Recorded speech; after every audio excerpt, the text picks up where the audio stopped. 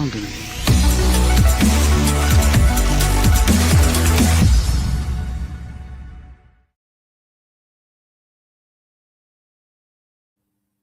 Well, good afternoon, good morning, good evening, wherever you are joining us from in the world today. We're live across the world on YouTube and LinkedIn.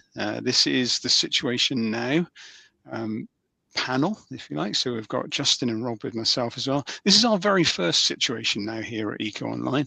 It's an extension of our main thought leadership platform, which is the Situation Room.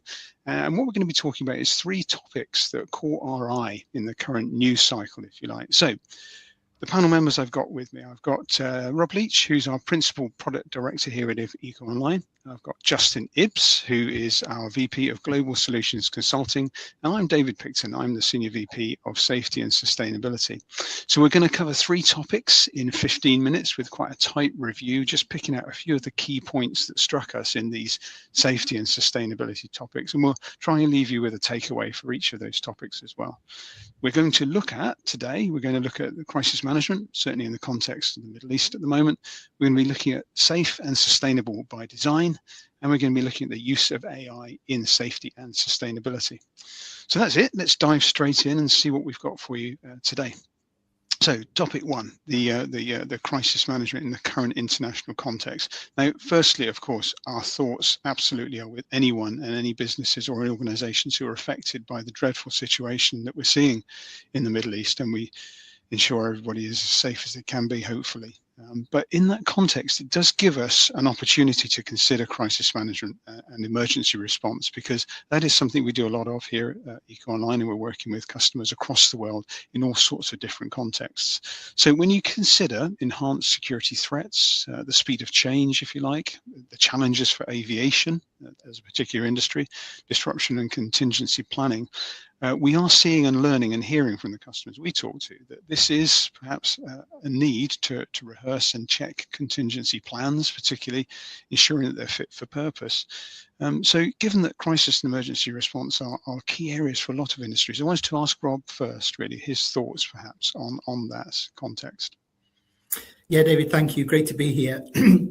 I think that the thing shocks me most of the time is people have plans usually in place. They can be in a binder. Ideally, they should be in software somewhere. But they're often seen in isolation.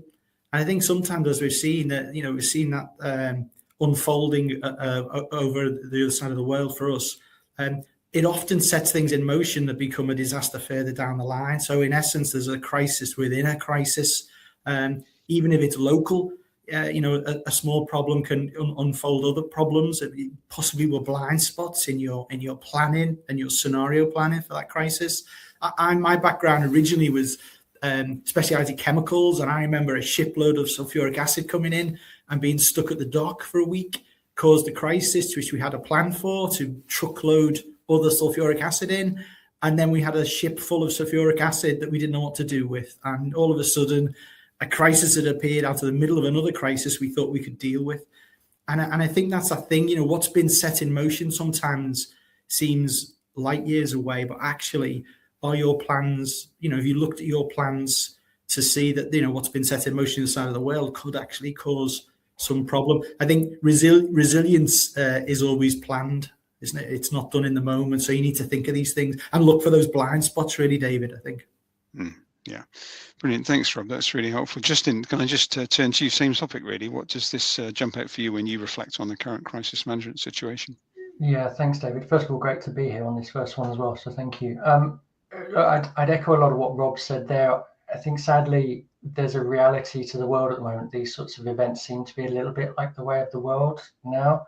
I think especially with infrastructure, trade, business is so intrinsically connected globally that things that are happening in places that can feel disconnected or maybe a little bit far away from our own businesses still can have a material impact.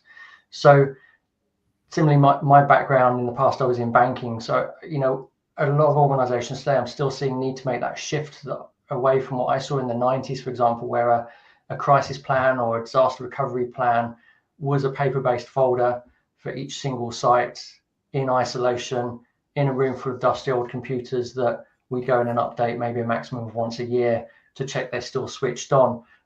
So it can't be as disconnected as that anymore.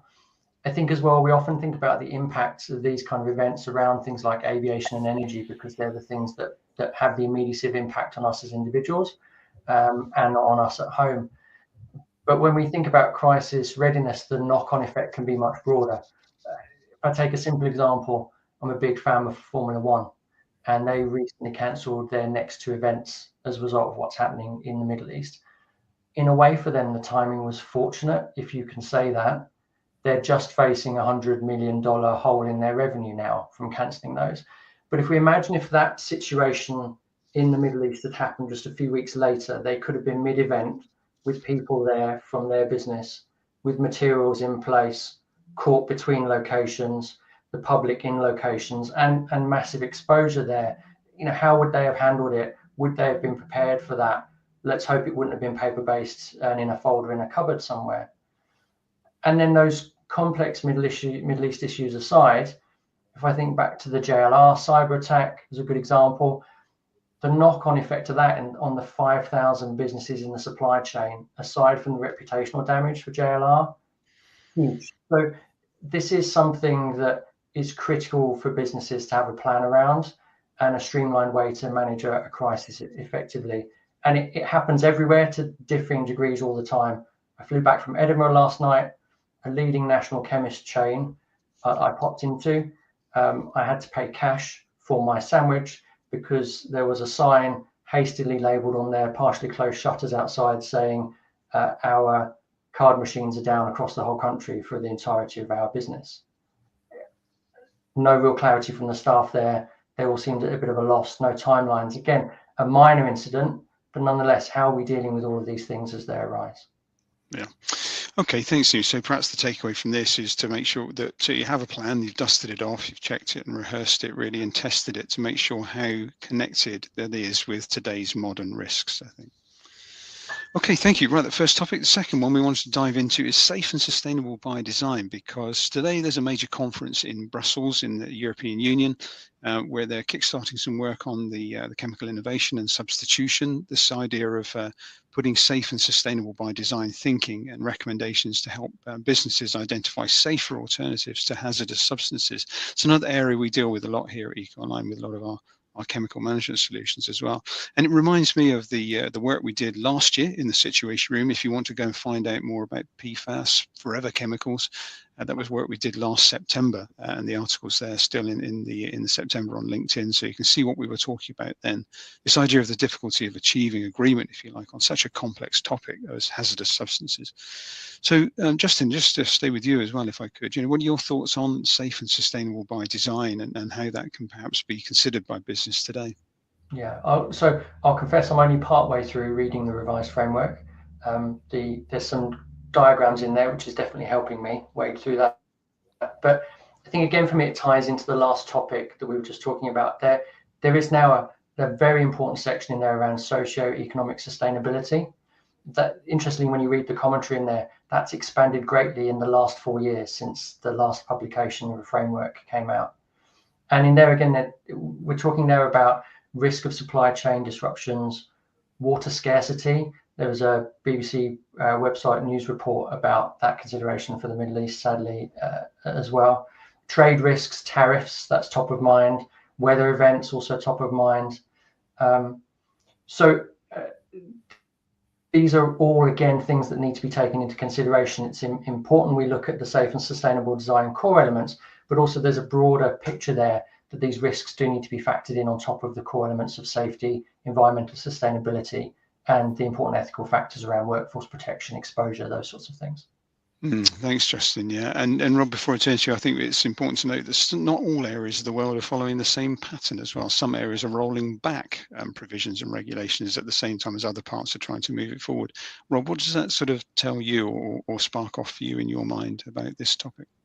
I think for me, it's surprising now. David, we were only last week looking at policies for sustainable product development and solution design. And that's not just the features we put in our products to help our clients with these concepts. It's actually how we write the code, how we design our products. We had to go to that level of detail in our policy to say that we were trying to write routines that didn't use a lot of power and didn't use a lot of computing tin, as it were, to do it, to look at the energy usage. It was literally down to that sort of database calls and how we approached it. And with the onset of AI, which we'll touch on next, that's even more important, with consuming tokens when you don't need to. And yeah, it was really surprising that we had to just formulate the policy around those levels as well. Mm-hmm.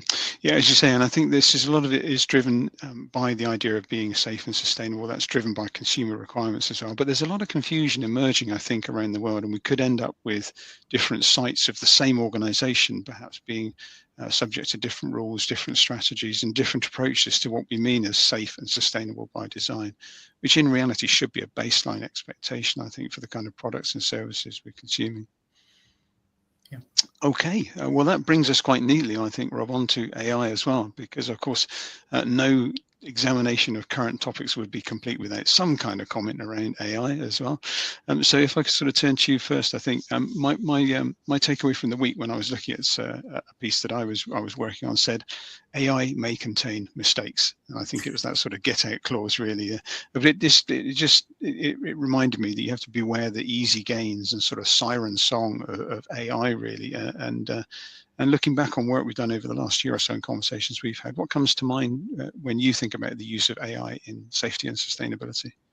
Yeah, I think that the one thing we put in our strategy, David, as the three of us have talked many times before, is the human in the loop. If you keep that at the heart of all your thoughts and designs and usages, that's a stable approach, because AI can hallucinate, it can misinterpret and get it wrong. It can do this, and unless you've got a competent, appropriate person in the loop, it becomes a risk. It becomes a risk, and the speed AI is being integrated and growing is like no other tool. At the end of the day, it is a tool. So you wouldn't give a powerful tool to somebody without training or knowledge or being the appropriate person in that loop. AI is no different to everybody. I know we get lots of directors and senior people saying, I need to buy solutions with AI in, but there's a huge governance element with AI to make sure it's responsible, it's not biased. And as you said, our design process is always, there's an expert in the loop that always has the go or the no go with whether you're getting coached or taking action. I think AI does not get rid of anybody. It should be a support tool for those experts. And like I say, that competent person. And I think if we all keep that in mind, whatever we're shown, wherever we're using, we'll reduce the risk. Perfect. Thanks, Rob. And Justin, your thoughts, if you like, on what you're seeing and hearing and thinking about AI and safety and sustainability. Yeah, look, I think Rob's spot on there. I like the concept of the appropriate adult in the room with AI all the time. We need AI and technology to augment 100%, but we don't want it to impede, we don't want it to frustrate, and we certainly can't allow it to cause harm. So it should be there to augment human efficiency, not to try to replace human experience and perception, right? So I think as well, for me, context is always key, along with an understanding of the skill of the user on the other end. I think pushing out an AI tool is easy, but actually getting value from it, having people engage with it properly, and then place trust in it and use it rather than dismiss it or be suspicious of it is much harder. And in the health and safety arena, for me, it all starts with some basics as well. So AI needs to sit on top of really robust policies and procedures. It's not going to solve fundamental problems in those areas that have been around for too long in an organization or not addressed properly. And we are dealing with critical situations in the space we're in, so it needs to be used carefully. And I think it's best when it operates across a reliable common set of data as well. So the data quality is key there, so that it can give the insight that we need. So as you say, we can't go around just attaching a disclaimer to whether it may or may not have good insight that it's providing to us. Indeed. Well, thanks, team. Amazingly, that was one of the quickest 15 minutes of my life, I must admit. So 3 topics there we had a chance just to delve into very quickly as an extension of what we do on a longer term basis in the rest of the situation room as such, but covering quickly the crisis management side of things and then the thoughts we have for emergency response right now, safety and sustainable by design, and the idea of the use of AI in sustainability. If you want more, please do go to our LinkedIn feed for the Situation Room and follow that. And if you get a chance to perhaps join us next month as we look at a little bit deeper at that crisis management and emergency response side. But thanks for joining us today, and thanks to Rob and to Justin for their thoughts and views on our 3 topics today. Thank you, and have a good rest of the day.